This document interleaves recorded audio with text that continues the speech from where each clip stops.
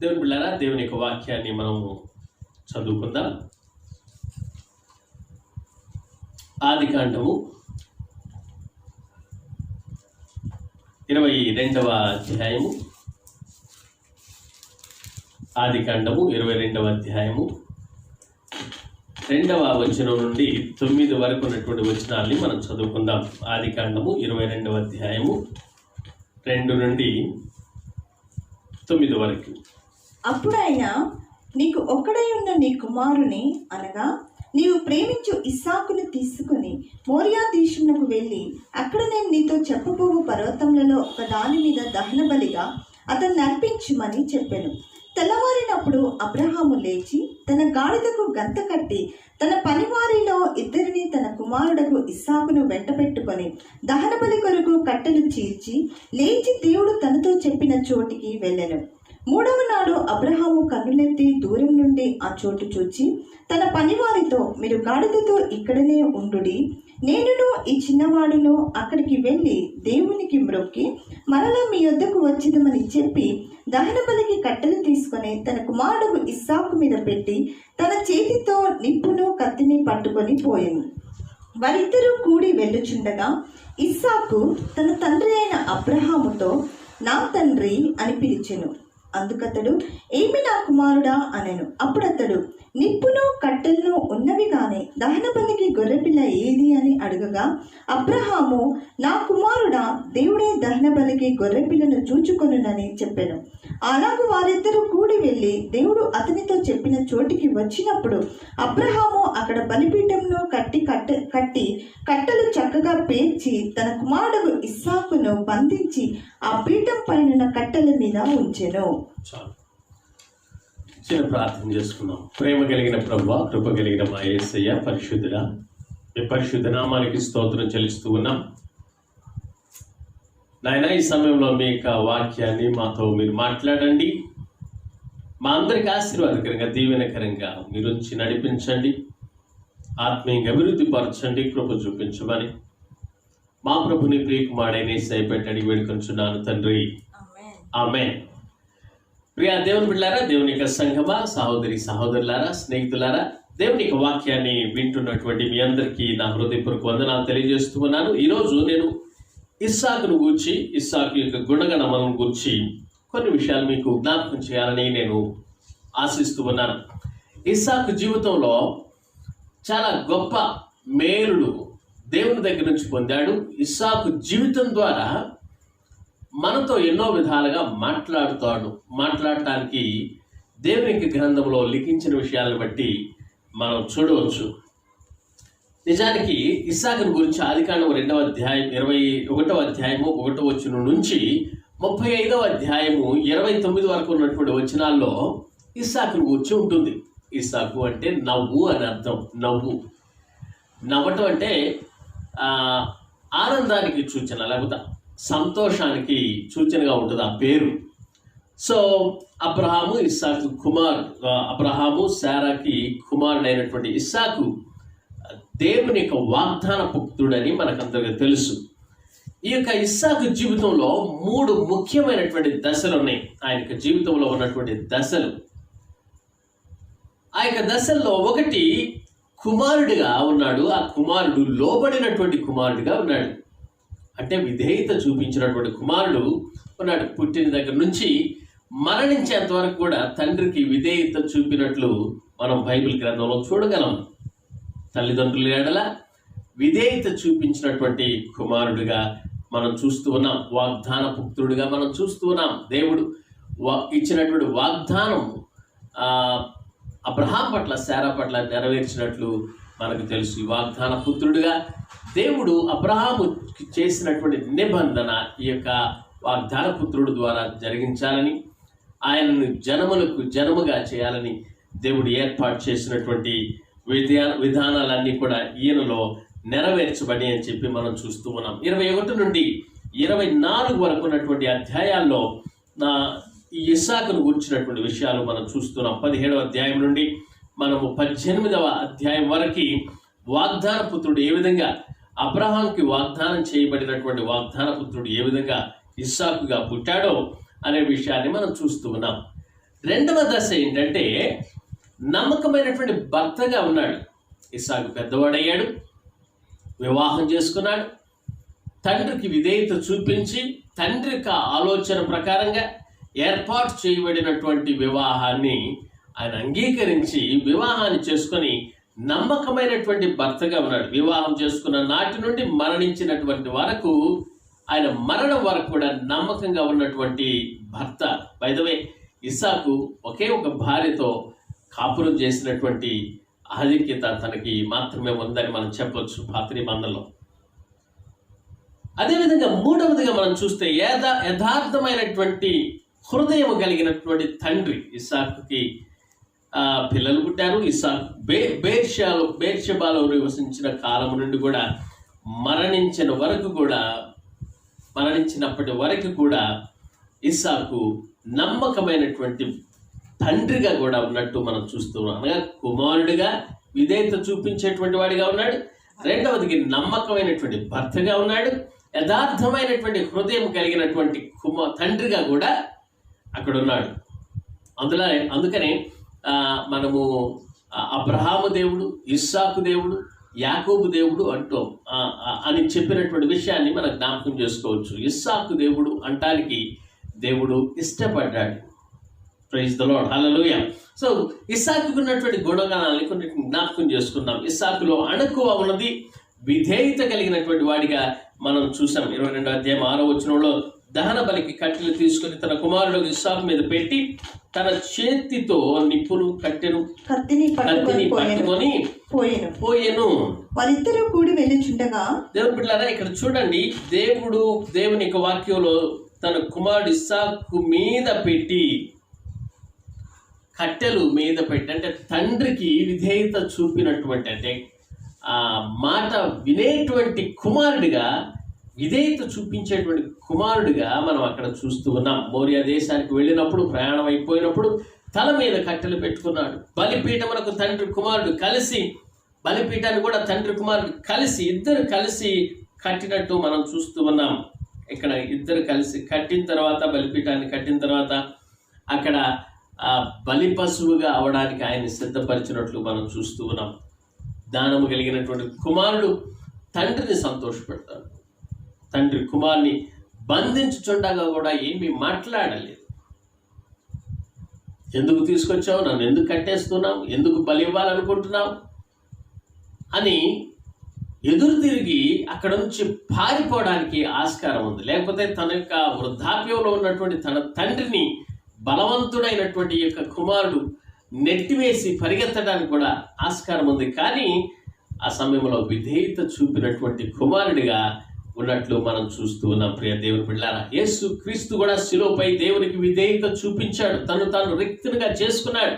పరలోకాన్ని వీడాడు. తన మహిమను వీడి ఈ భూలోకానికి వచ్చి తన తండ్రికి విధేయత చూపించినటువంటి విధంగా మనము బైబిల్ గ్రంథంలో చూస్తున్నాం. తన విధేయుడయ్యాడు కనుకనే మనకి రక్షణ వచ్చింది, వాక్యం వినేటువంటి భాగ్యం వచ్చింది. దేవుడి యొక్క సంఘములో, సహవాసములో ఉండేటువంటి భాగ్యాన్ని దేవుడు మనకు అనుగ్రహించాడు. ఆయన ప్రేమను చూడటానికి, ఆయన ఎవరో తెలుసుకోవడానికి, తండ్రి ఎవరో పరిచయం చేయడానికి యేసు ప్రభు వచ్చి తాను పరిచయం చేసినట్టు మనం చూస్తూ ఉన్నాం.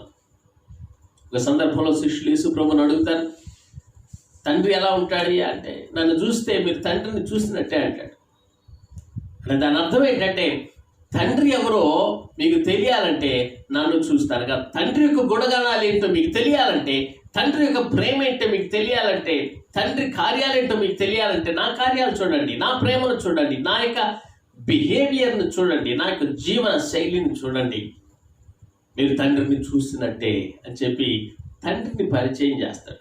ప్రియ దేవుని బిడ్డలారా, దేవుని వాక్యాన్ని వింటున్నటువంటి నీవు ఈ సమయంలో విధేయత కలిగినటువంటి కుమారుడిగా ఉన్నావా? ఒకవేళ నీవు కుమారుడు అయితే తల్లిదండ్రులకి తప్పకుండా విధేయత చూపించాల్సినటువంటి బాధ్యత నీ మీద ఉన్నది. ఒకవేళ కుమారుడుగా కాకుండా నీవు ఎదిగి పెద్దవాడై పెళ్లి చేసుకున్నప్పటికి కూడా నీ తల్లిదండ్రులు ఉంటారు. తల్లిదండ్రులకి ఇప్పటికి కూడా విధేయత చూపించాల్సినటువంటి బాధ్యత నీ మీద ఉంది. ఎందుకంటే ఇస్సాకు ద్వారా మనం నేర్చుకునేటువంటి పాఠం ఏంటంటే, ఆయన మరణించేటువంటి వరకు కూడా తండ్రికి విధేయత చూపించినట్లు మనం చూస్తున్నాం. సామెతల గ్రంథంలో తండ్రి కుమారులు కూర్చున్నటువంటి విషయాలు ఎన్నో చెప్పబడ్డాయి. తండ్రి కుమారులు ఏ విధంగా ఉంటారు, తండ్రికి కుమారుడు ఏ విధంగా ఉండాలి అనేటువంటి విషయాలు జ్ఞానయుక్తమైనటువంటి మాటల ద్వారా మనకు అందించబడినటువంటి విషయాలు ఉన్నాయి. 30వ అధ్యాయం సామెతల గ్రంథం 17వ వచనాన్ని చదువుదాం. తండ్రిని అపహసించి తల్లి మాట విననొల్లనిటువంటి వాని కన్నులు లోయ కాకులు పీకును పక్షిరాజు పిల్లలు దానిని తినును. మరొక వాక్యాన్ని కూడా చదువుకుందాం. 11వ వచనంలో ఏమంటదంటే, తమ తండ్రిని శపించుచు తల్లిని దీవించని తరము ఒకటి కలదట. అనగా తరము మొత్తం కూడా తల్లిని తండ్రిని శపించేటువంటి తరం. ప్రస్తుత కాలంలో కూడా తల్లిని తండ్రిని శపించి వారిని చూసుకోకుండా వారిని ధిక్కరించి ఇంటి నుండి గెంటేసేటువంటి వారు, నెట్టేసేటువంటి వారు ఎంతోమంది కుమారులు ఉన్నారు. తల్లిదండ్రులకు విధేయత చూపించినటువంటి వారు ఉన్నారు, శపించేటువంటి వారు ఉన్నారు, వారి మాట విననటువంటి వారు.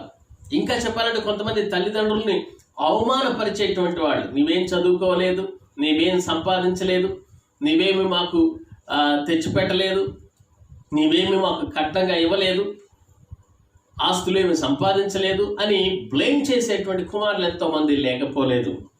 కొంతమంది పెళ్ళయి ఇంటికి వెళ్ళిపోయిన తర్వాత, అత్తగారింటికి వెళ్ళిన తర్వాత కూడా తల్లిని తండ్రిని ఇంకా విసిగిస్తూనే ఉంటారు. అంటే వాళ్ళని అపహసిస్తూ ఉంటారు, అవమానపరుస్తూ ఉంటారు. కొన్నిసార్లు కొంతమందిని తండ్రి ఈ దినాల్లో అయితే ప్రత్యేకించి మొన్న పేపర్ న్యూస్లో చదివాం. ఒక తల్లిని తనకి కరోనా వైరస్ ఉందని తెలిసి రోడ్డు మీద వదిలిపెట్టి తన కుమారుడు వెళ్ళిపోయాడు. ఎవరు పట్టించుకోలేదు. తన షాప్ పక్కన కూర్చొని ఏడుస్తూ, ఎవరు నాకు దిక్కు అని చెప్పి ఏడుస్తూ ఉన్న సమయంలో ఎవరో వేరే వాళ్ళు వచ్చి ఆదరించి తనను హాస్పిటల్కి తీసుకెళ్లారు. దేవుని బిడ్డలారా, తల్లిదండ్రులకి విధేయత చూపించాలి, తల్లిదండ్రుల్ని మనము సన్మానించాలి, వాళ్ళని అపహసించకూడదనే విషయాన్ని తెలుసుకోవాలి ప్రతి యవనస్తుడు కూడా.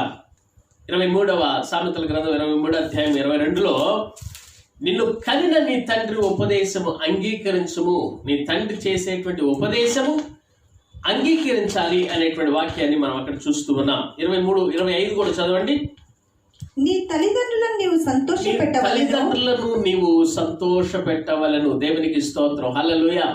తల్లిదండ్రుల్ని మనం సంతోషపెట్టాలి, తండ్రి యొక్క ఉపదేశాన్ని మనము అంగీకరించాలి. ఇస్సాకు చాలా మాదిరికరమైనటువంటి జీవితాన్ని మనకి ఈరోజు చూపిస్తూ ఉన్నాడు. ఈ వాక్యాన్ని వింటున్నటువంటి నీవు ఒకవేళ నీ తల్లిదండ్రుల్ని కించపరిస్తే, అవమానపరిస్తే, వారిని సరిగా చూసుకొనపోతే, లేదా విధేయత చూపనటువంటి యవనస్తుడిగా నీవు ఉన్న ఎడల, వారి మాట పెడచెవిని పెట్టుతున్న ఎడల, ఈ దినాన వాక్యాన్ని వింటున్నటువంటి నీవు బైబిల్ గ్రంథంలో ఉన్నటువంటి ఇస్సాకు జీవితాన్ని జ్ఞాపకం చేసుకొని విధేయత చూపేటువంటి కుమారుడిగా ఉండటం నేర్చుకోమని దేవుని యొక్క సేవకునిగా నీకు తెలియజేస్తున్నాను. ప్రియ దేవుని బిడ్డ, దేవుని వాక్యాన్ని మనం ధ్యానిస్తున్నప్పుడు, ఆయనకున్నటువంటి గుణాన్ని మనం పరిశీలిస్తున్నప్పుడు చాలాసార్లు అవిధేయతలోకి వెళ్ళినటువంటి మన గుణాన్ని సరి చేసుకోవడానికి ఈ వాక్యం మనకి దోహదపడుతుందని చెప్పి నేను మీకు తెలియజేస్తున్నాను. మరొక గుణం ఏంటంటే, ప్రతిరోజు సాయంత్రం ఏకాంతంగా వెళ్ళి దేవుణ్ణి ప్రార్థించేటువంటి ఒక అలవాటు, ఒక గుణం ఇస్సాకు కొన్నది.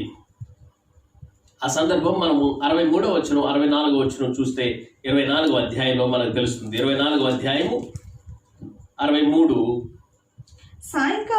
సాయంకాలమున ఇస్సాకు పొలములో ధ్యానింప బయలువెళ్ళి కన్నులెత్తి చూచినప్పుడు, దేవుని బిడ్డలారా, దేవుని యొక్క వాక్యాన్ని మనం చూస్తే ఇస్సాకు సాయంకాలమున పొలంలో ధ్యానిస్తూ ఉన్నాడట. దేవుని వాక్యం ధ్యానించటం, ప్రార్థన చేయటం, పొలంలోకి వెళ్ళి ఏకాంతంగా ప్రార్థన చేసేటువంటి అలవాటు కలిగినటువంటి వాడు ఇస్సాకు అని మనం గుర్తుపెట్టుకోవాలి. అంటే ధ్యానం చేయటం కూడా కావాలి, ప్రార్థన చేసేటువంటి అలవాటు కూడా మనకి కావాలి. చాలామంది క్రైస్తవుల గృహాల్లో కూడా యవనస్తులైనటువంటి వారు, పిల్లలు ప్రార్థనలు చేయటం అనేటువంటిది చాలా అరుదు.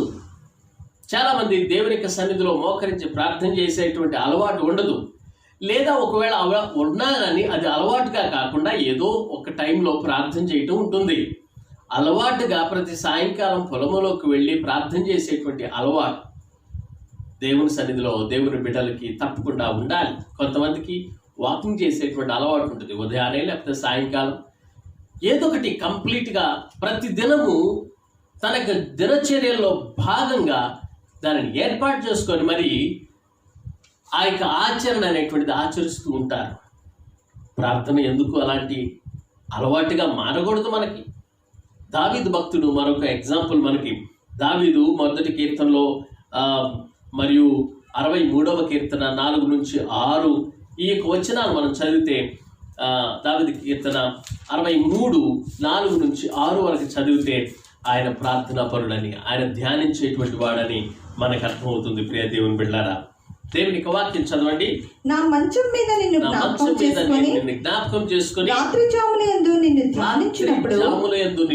ధ్యానించినప్పుడు ప్రభు మెదడు నాకు దొరికినట్లుగా, మంచం మీద మరియు రాత్రి జాములయందు ధ్యానించినప్పుడు ఎట్లా ఉంటుందంటే, క్రొవ్వు మెదడు నాకు దొరికినట్లుగా నా ప్రాణము తృప్తి పడుతున్నది. దేవునికి స్తోత్రం, హల్లెలూయా.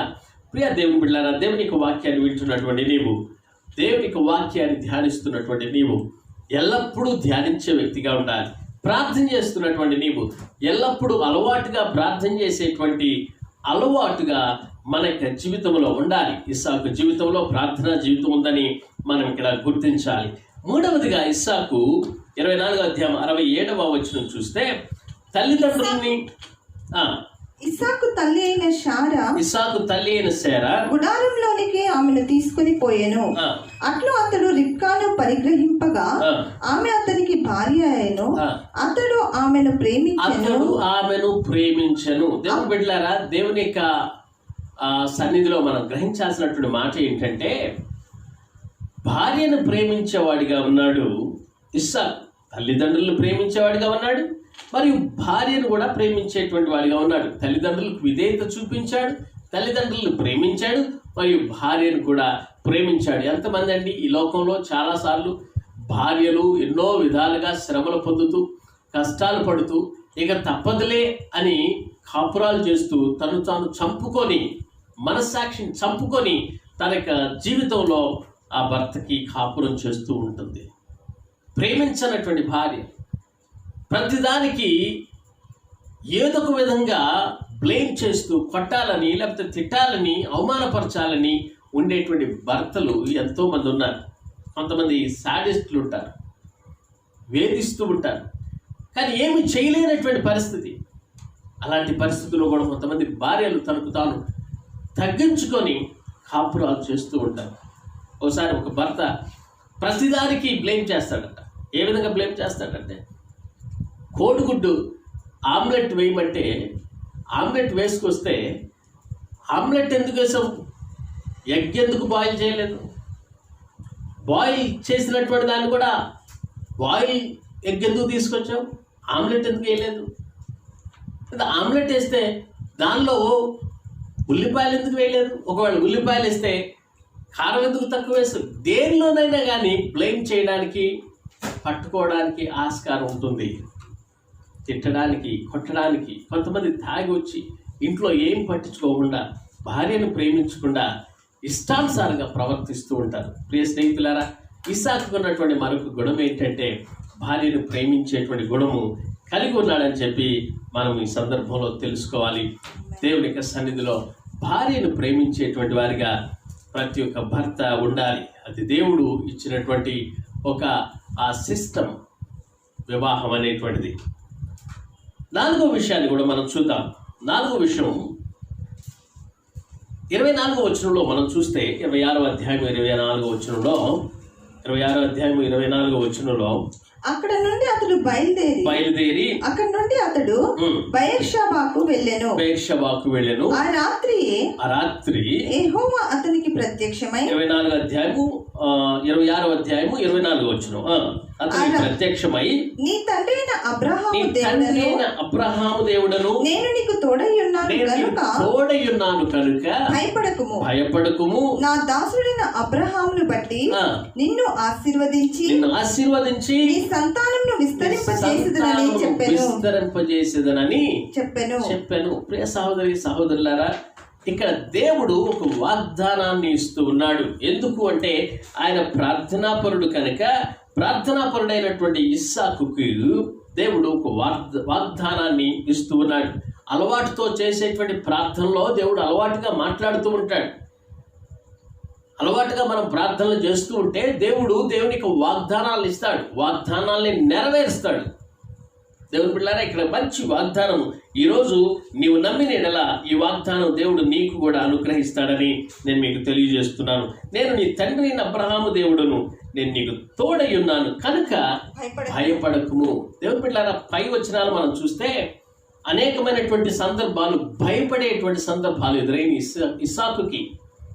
అప్పుడు దేవుడు ఇక్కడ తనకి భయపడొద్దు అనేటువంటి ఒక వాగ్దానాన్ని ఇస్తున్నాడు. నా దాసుడైన అబ్రహామును బట్టి నిన్ను ఆశీర్వదించి నీ సంతానమును విస్తరింపజేసేదను.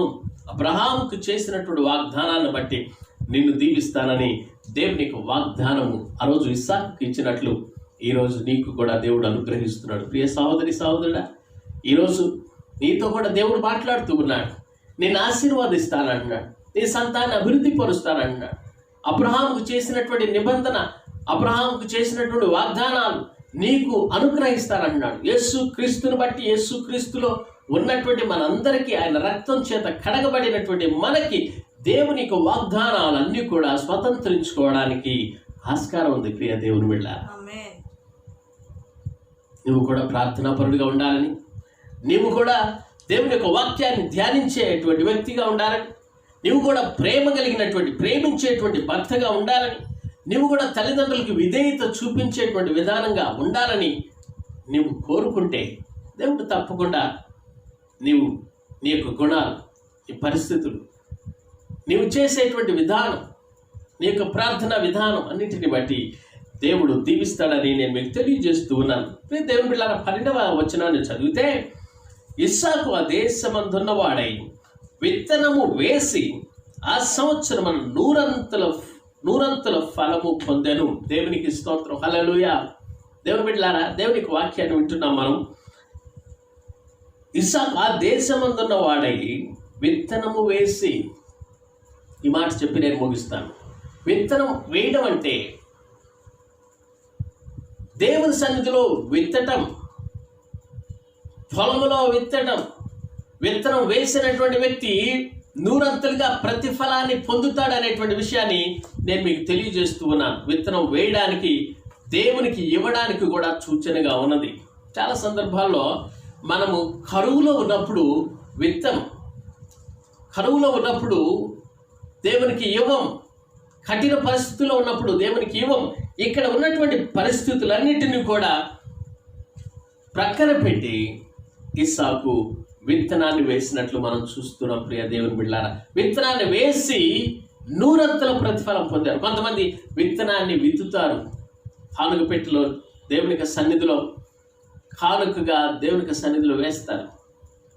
వేసిన తర్వాత వెంటనే విత్తనం రావాలి, విత్తనం ఫలించాలని, నూరంతల ప్రతిఫలం పొందాలని చూస్తూ ఉంటారు. కాదు దేవుని బిడ్డలారా, పంట కోసం ఎప్పుడైతే పొలంలో నాటుతామో, విత్తనం వేస్తామో, ఆ సంవత్సరమున అనగా ఆ సంవత్సరములో నీవు పంటని కోస్తావు, నూరంతులుగా పంటను కోస్తావు.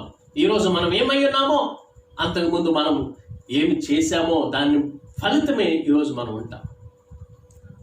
మనం ఈరోజు దేవుని పట్ల భయభక్తులు కలిగి ఉన్నాం కనుక మనం ఏమై ఉన్నామనేటువంటిది దేవుని కృప అని చెప్పి మనము దేవుని స్తుతిస్తూ ఉన్నాం. ఈరోజు దేవుడు నీకు ఈ స్థితిని నీకు అనుగ్రహించాడంటే అంతకుముందు దేవుని యొక్క సన్నిధిలో నీ విత్తినటువంటి విత్తనాలు. దేవుని బిడ్డలారా, దేవుని యొక్క సన్నిధిలో విత్తండి. దేవుని యొక్క సన్నిధిలో ధారాళంగా మీ కానుకలు కూడా ఇవ్వండి. లేమిడిలో, కష్టమైనటువంటి పరిస్థితుల్లో కూడా దేవునికి ఇచ్చినప్పుడు తప్పకుండా దేవుని సన్నిధిలో దీవించబడతావు. బై ద వే, ఇవ్వటం అనేటువంటిది ఒక అలవాటుగా మారిపోవాలి. ఇవ్వటం అనేటువంటిది మన జీవన శైలిలో ఒక భాగమై ఉండాలి. ఇవ్వటం అనేటువంటిది అనేక మందికి ఇవ్వటం ద్వారా సంతోషం మనకు కలుగుతుంది. ఏదైనా గిఫ్ట్ ఎవరికైనా ఇచ్చారా? ఎవరికైనా ఏదైనా ఇచ్చినప్పుడు మనకు ఉండేటువంటి సంతోషం, ఆనందం ఎంతో ఉంటుంది. ప్రియ దేవుని బిడ్డ, అది దేవునికి ఇస్తే ఇంకెంత సంతోషంగా ఉండాలి. దేవునికి కార్యాల కోసం, దేవునికి పనుల కోసం, దేవునికి సేవకుల కోసం నీవిచ్చినప్పుడు తప్పకుండా దీవించబడతాం. విత్తటం అనేటువంటిది చాలామంది కేవలం దశమ భాగం ఇవ్వటమే అనుకుంటూ ఉంటారు. దశమ భాగం అనేటువంటిది నిజానికి దేవుడిచ్చినటువంటి దానిలో నుంచి నీవు దేవునికి తిరిగి ఇచ్చేటువంటిది. అది విత్తటం కానే కాదు. నీకు దేవుడిచ్చినటువంటి దానిలో నుండి మాత్రమే కాకుండా ఇంకా ఎక్కువగా నీ సంపాదనలో నుంచి ఇవ్వాలని దేవుని యొక్క క్రొత్త నిబంధనలో మన దేవుని యొక్క వాగ్దానం, దేవుని యొక్క వాక్యం ద్వారా మనం తెలుసుకుంటూ ఉన్నాం. ప్రియ దేవుని బిడ్డలారా, దేవునికి ఇవ్వండి, దేవునికి ఇచ్చి దేవుని యొక్క మేలులు పొందండి. విత్తటం అంటే ధనము విత్తడం మాత్రమే కాదు, మరొక విషయం కూడా ఉంది. గలతీయులకు రాసిన పత్రికలో మనం చదువుదాం, ఆ మాట కూడా చదువుకుందాం. 6వ అధ్యాయము 7వ వచనం చదవండి. గలతీయులకు రాసిన పత్రిక 6వ అధ్యాయం 7వ వచనం. మోసపోకుడి, దేవుడు వెక్కిరింపబడడు. మనుష్యుడు ఏమి విత్తునో ఆ పంటనే కోయును. ఒకవేళ మనము ప్రేమను విత్తితే ప్రేమను కోస్తాం, ద్వేషాన్ని విత్తితే ద్వేషాన్ని కోస్తాం, పగను విత్తితే పగని మనం కోస్తాం. ఎలాగనగా తన శరీర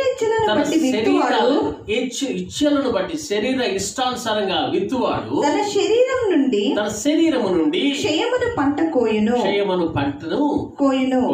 ఆత్మను బట్టి విత్తువాడు ఆత్మ నుండి నిత్య జీవమును పంటను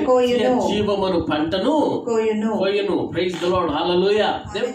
దేవుని సన్నిధిలో ఏది విత్తినప్పటికీ అది ఆశీర్వాదం ఉంటుంది. దేవుని పేరిట ఏది చేసినప్పటికీ అది ఆశీర్వాదం ఉంటుంది. ఎవరికైనా ఇచ్చితే అది ఆశీర్వాదంగా మారుతుంది.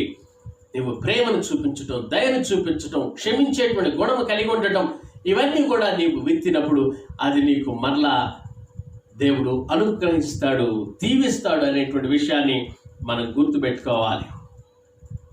కాబట్టి విత్తటం అంటే ఒక అర్థం ఏంటంటే దేవుని సన్నిధిలో ధనమును ధారాళంగా తీసుకొచ్చి ఇవ్వడం. కేవలం దశమ భాగం మాత్రమే కాదు. విచారకరం ఏంటంటే ఈనాటి దినాల్లో దశమ భాగం ఇవ్వడం అలవాటు తప్పిపోతూ ఉంది. దేవునికి ఇచ్చేటువంటి విషయాల్లో అలవాట్లు మారిపోతుంది. దేవుని సన్నిధికి వెళ్ళేటువంటి అలవాటు మారిపోయింది. ప్రియ దేవుని బిడ్డ, ఆశీర్వదించబడాలంటే, నూరంతల ప్రతిఫలం నీకు కావాలంటే, నూరంతల పంట నీవు కొయ్యాలంటే దేవుని సన్నిధిలో నీ విత్తాలి, నీ ధనమును విత్తాలి, నీ సమయాన్ని విత్తాలి, నీ యొక్క జీవితాన్ని సైతం విత్తనంగా విత్తాలి. సాక్రిఫిషియల్ లైఫ్ అనేటువంటిది మనకు తప్పకుండా అవసరం. ప్రియ దేవుని బిడ్డలారా, ఇది నానా వాక్యాన్ని వింటున్నటువంటి నీవు ఇస్సాకులాగా ఇలాంటి గుణగణాలు కలిగి ఉంటే తప్పకుండా దేవుడు మనల్ని దీవిస్తాడు, ఆశీర్వదిస్తాడు. వివాహంలో కూడా దేవుడు అద్భుతంగా తనను దీవించినట్లు మనం చూస్తూ ఉన్నాం. ప్రియ దేవుని బిడ్డలారా, దేవుని సన్నిధిలో అద్భుత రీతిలో దేవుడు ఇస్సాకుని దీవించి ఆశీర్వదించాడు. కీర్తన గ్రంథంలో మనం చదువుతూ ఉన్నాం, దావీదును దేవుడు దీవించినట్లుగా దావీదు తనకి కలిగినటువంటి ఆశీర్వాదాలన్నీ వ్యక్తపరుస్తున్నట్లు మనం చూస్తూ ఉన్నాం. ఏ విధంగా అయితే ఇస్సాకు దేవుడు దీవించాడు, ఇస్సాకు దేవుడిగా చెప్పుకోవడానికి ఏ విధంగా ఇస్సాకు దేవుడని దేవుడిగా చెప్పుకున్నాడు. నా ఇల్లంతటిలో నమ్మకమైనటువంటి వాడని మోషేను గురించి ఏ విధంగా సాక్ష్యం చెప్పాడు, నా హృదయానుసారుడు అని చెప్పి దావీదుని గురించి ఏ విధంగా సాక్ష్యం చెప్పాడు. అలాంటి జీవితాలని మనం ఎగ్జాంపుల్గా తీసుకొని ఈ దినాల్లో కూడా ఇలాంటి గుణగణాలు కలిగి ఉందామా? ఈ ప్రస్తుత కాలంలో దేవుడు నీతో మాట్లాడుతూ ఉన్నాడు. నీవు ఎలాంటి గుణగణాలు కలిగి ఉన్నావు? ఎలాంటి విధానాలు నీ జీవితంలో కుమారుడిగా కలిగి ఉన్నావు? ఒక భర్తగా నీ జీవిత విధానము ఎలా ఉన్నది? ఒక తండ్రిగా నీ యొక్క బిహేవియర్ తల్లిదండ్రుల పట్ల మరియు తన కుమారుల పట్ల ఏ విధంగా ఉంది అనేటువంటిది మనం గ్రహిద్దాం. ప్రియ దేవుని బిడ్డ, ఈ వాక్యాన్ని వింటున్నటువంటి నీవు ఒకవేళ దేవుడు ఏదైనా విషయాన్ని గురించి నేను సరి చేసుకోమని హెచ్చరిక చేస్తూ ఉంటే, నా జీవితంలో కూడా ఇలా ఉండి విత్తి నేను దీవించబడాలి, వివాహ జీవితంలో సరైనటువంటి భర్తగా నేను ఉండాలి, విధేయత కలిగినటువంటి కుమారుడిగా నేను ఉండాలి, నమ్మకమైనటువంటి భర్తగా నేను ఉండాలి, వేరే విధమైనటువంటి ఏ విధమైన చెడు అలవాట్లు, వ్యభిచారము లేదా దురలవాట్లకి పాల్పడేటువంటి పరిస్థితి నా కుటుంబ జీవితంలో నాకు ఉండకూడదు, ప్రార్థనా జీవితం అనేటువంటిది, క్రమంగా బైబిల్ ధ్యానించేటువంటి జీవితం అనేటువంటిది నాకు కావాలి అని నీవు కోరుకుంటే అలాంటి జీవితాన్ని నీవు కలిగి ఉండాలని నీవు ఇష్టపడితే తప్పకుండా దేవుడు నిన్ను దీవిస్తాడు. నీకు దేవుడు ఒక వాగ్దానాన్ని ఇస్తాడు. ఆ వాగ్దానం నీ పట్ల నెరవేరుస్తాడని దేవుని సేవకునిగా నీకు తెలియజేస్తూ ఉన్నాను.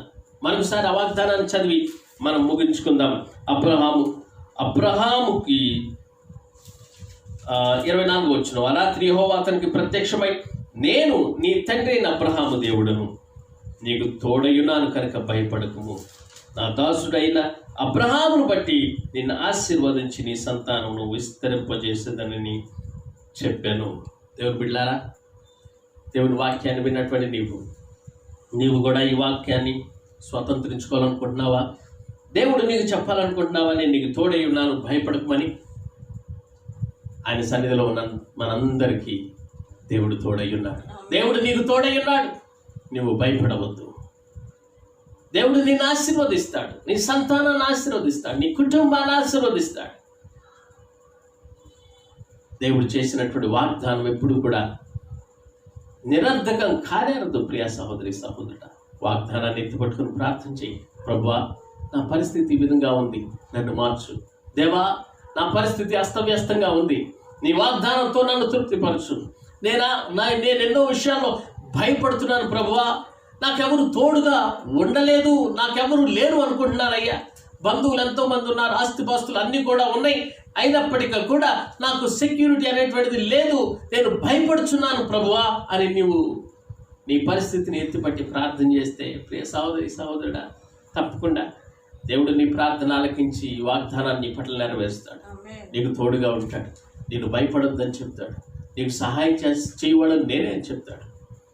నిన్ను భయపెడుతున్నటువంటి ప్రతి ఒక్క దురాత్మ యేసు నామములో విడుదల కావాలని ప్రార్థన చేయి. నీకు భయం కలిగిస్తున్నటువంటి ప్రతి ఒక్క శోధన, ప్రతి ఒక్క వేదన దూరం అవ్వాలని నీవు సన్నిధిలో, దేవుని సన్నిధిలో ప్రార్థన చేయి. దేవుడు తప్పకుండా దూరపరుస్తాడు. దేవుని బిడ్డ, దేవుని యొక్క సన్నిధిలో ప్రార్థన చేద్దామా? నాతో ప్రార్థనలో ఏకీభవించు. తప్పకుండా దేవుడు నీతో మాట్లాడి నీకు ఆశీర్వాదంగా అనేకమైన వాగ్దానాలు ఇచ్చి ఈ వాగ్దానాన్ని కూడా నీ పట్ల నెరవేరుస్తాడు. ప్రేమ కలిగిన ప్రభువా, కృప కలిగిన మా యేసయ్య, పరిశుద్ధుడా, నీ పరిశుద్ధ నామానికి స్తోత్రం చెల్లిస్తున్నాను. ఇస్సాకు జీవితంలో తన యొక్క 3 దశలను గురించి మేము మాట్లాడుకున్నాం, ధ్యానించాం. ప్రభువా, ఆయన కుమారుడిగా ఉన్నప్పుడు విధేయత చూపించాడు, భర్తగా ఉన్నప్పుడు నమ్మకస్తుడైనటువంటి భర్తగా ఉన్నాడు, పెద్దవాడై తన తండ్రిగా ఉన్నప్పుడు నాయన తనకి మాదిరికరమైనటువంటి తండ్రిగా మేము చూసాం. ప్రభా, మీకు స్తోత్రాలు చెల్లిస్తూ ఉన్నాం. దయగలిగిన మా యేసయ్య, మరణం వరకు మీకు నమ్మకంగా ఉండడానికి మీరు సహాయం తెచ్చేయండి.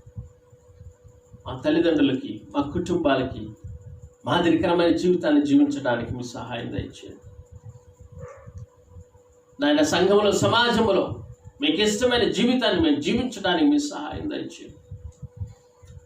ఈ సమాజంలో జీవిస్తూ ఉండగా ఎన్నో ఆటుపోట్లు ఎదురవుతూ ఉండగా, ఎన్నోసార్లు శత్రువులు మా మీద మాటల ద్వారా, బాణాల లాంటి మాటల ద్వారా మాకు ఎదురవుతున్నటువంటి పరిస్థితులు బాంబులు లాగా ఎదురవుతూ మేము నాశనం అయిపోతామేమో అనే భయంలో ఉండగా మీ వాగ్దానంతో మమ్మల్ని ధైర్యపరచండి.